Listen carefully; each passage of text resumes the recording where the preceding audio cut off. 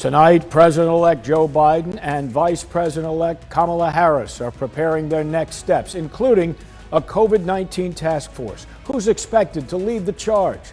Plus, celebrating 2020, the Birmingham block party for Biden and Harris, what supporters say the win means for the whole country. And victory reactions, we hear from officials congratulating Biden and Harris on their historic win. Now on WVTM 13 News at 10. Good evening, everyone. President-elect Joe Biden is preparing to make his way to the White House, but President Donald Trump isn't ready to concede the election just yet. Matt Pritchard is in Washington with more about what to expect this week. Jeff, Matt Pritchard, WVTM 13. Matt, thank you. President-elect Biden has launched a website and Twitter page outlining his transition efforts. Political experts are commenting on the integrity of the 2020 election as President Trump continues to claim Democrats stole the election from him. With those claims came protests this weekend. On Saturday, so-called Stop the Steal rallies were held across the country. But Joyce Vance, former U.S. Attorney for the Northern District of Alabama, says we should have confidence in the results of our elections because they're run by states in a nonpartisan, fair manner. If there had been difficult circumstances. And one part of those difficult circumstances, the coronavirus pandemic. As the COVID-19 case count continues to surge, President-elect Joe Biden says he's ready to take action. A team of 12 to be headed by 3 co-chairs, former Surgeon General Vivek Murthy, former FDA Commissioner David Kessler, and Yale University's Dr. Marcella Nunez-Smith. Medical experts are hoping the task force hones in on 3 key areas. The first is a varying capability. The rest of the task force is expected to be announced tomorrow. Associate professor at the University of South Alabama, Dr. Thomas Shaw, thinks Mr. Biden will give Americans a unified message on the pandemic and peace of mind. There'll always be coming out of the White House. In Alabama, more than 1,100 new COVID-19 cases have been reported in just the last 24 hours. The confirmed case count now nearly 173,000. The death toll also climbing overnight. 23 new deaths put the state's confirmed death toll close to 2,900 people. As for recoveries, more than 84,000 Alabamians are out of the hospital after getting treatment, recovering, and being released. From Wilmington, Delaware, where President-elect Joe Biden gave his acceptance speech, to Birmingham, people took to the streets to celebrate new leadership. WVTM 13's Bria Douglas was at Railroad Park, where she spoke with Biden supporters about the historic win. Xavier Harris, WVTM 13. Samford University political science professor Dr. Marissa Grayson tells us Biden's running mate made an impact on voters. Dr. Grayson says Senator Kamala Harris drove new voters to the polls. For someone like Kamala Harris. Dr. Grayson also says voters were a mix of new voters and returning voters who just wanted to see change. Tonight, outgoing Alabama Senator Doug Jones reflects on the week that was. Tuesday, election night, a bitter loss to Republican Tommy Tuberville. But then, to make that happen. Outgoing Senator Doug Jones says he's proud of the last 3 years in the Senate, sponsoring and signing many bipartisan bills that he hopes will benefit the people of Alabama for many years to come. Coming up on this broadcast, the holidays during a pandemic, a rise in COVID-19 cases across the U.S. forces a warning from some health experts about rethinking travel plans and bracing for ETA. Floridians taking precautions ahead of the storm.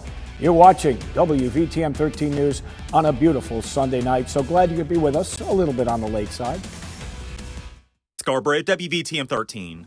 Quite a year coming to an end. Tracking ETA now, a small plane carrying humanitarian aid crashed in Guatemala shortly after takeoff, killing at least one person there. The aircraft was transporting humanitarian aid to areas heavily affected by the tropical storm. Firefighters say a second person was taken to a hospital and is in serious condition tonight. Guatemala reporting at least 27 deaths caused by ETA. More than 60,000 people have been evacuated and more than 7,000 are in shelters as of tonight. A state of emergency is in effect for some parts of Florida as Tropical Storm ETA surges toward the Sunshine State. ETA forecast to become a hurricane and bring dangerous weather conditions to nearly the entire state, prompting officials to issue hurricane watches and warnings. Though ETA's path is still unclear, The storm is forecast to cross through Cuba and become a hurricane sometime tomorrow and head toward southern Florida and the Keys. Stay home. Today, people in South Florida prepared for the possibility of severe storms with tornadoes and waterspouts. If Eta does hit Florida, it would be the 12th named storm to make landfall in the continental U.S. this hurricane season, the most hurricanes in 1 year. WVTM 13 meteorologist Adrian Castellano with us now, as always on the weekend, from our weather center. Adrian, I know you've been tracking this, and there's been some forward movement with this storm. Yeah, and breaking just in the last few minutes, Jeff. It did make landfall. Jeff? Adrian, thank you. 2 years since the borderline mass shooting in California, how loved ones are remembering those they lost that day. And remembering Alex Trebek, a look back at the beloved trivia master and host of Jeopardy, who passed away today. You're watching WVTM 13 News. A Los Angeles area community is honoring the victims of a mass shooting that happened 2 years ago. You may recall 12 people were killed in a mass shooting at the Borderline Bar and Grill on November 7th, 2018. To honor the lost, a local artist installed 12 totems there. One of those artworks memorializes Cody Kaufman, whose father Jason came there to remember him. It's great to see Zoom meetings. Ken Dunham, the father of another victim, says he visits the bar every few weeks. He says losing his son Jake is still unfathomable to him 2 years later. Sad news tonight, legendary Jeopardy host Alex Trebek has died.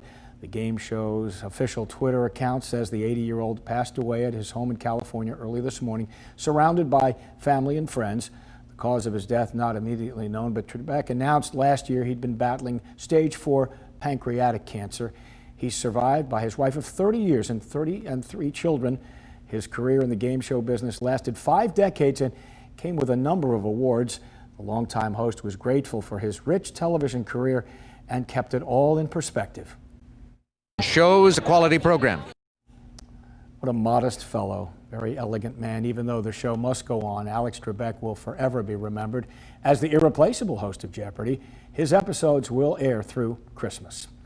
Also tonight, we're remembering the life of deadpan comedian Norm Crosby. Very familiar face on television. He thrived in the 60s, 70s, and 80s as a television, nightclub, and casino comedian in Las Vegas.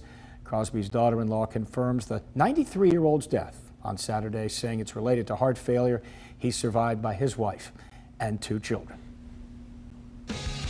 All right, it's time for sports. In 1998, so a good dose of sports tonight, guys. All right, and a final look at our weather forecast coming up. Yeah, not too bad.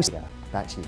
Thanks for watching WVTM 13 News at 10. The Attorneys is next. Our next newscast promptly at 4 in the morning. Until then, please be safe and be well. Good night, all.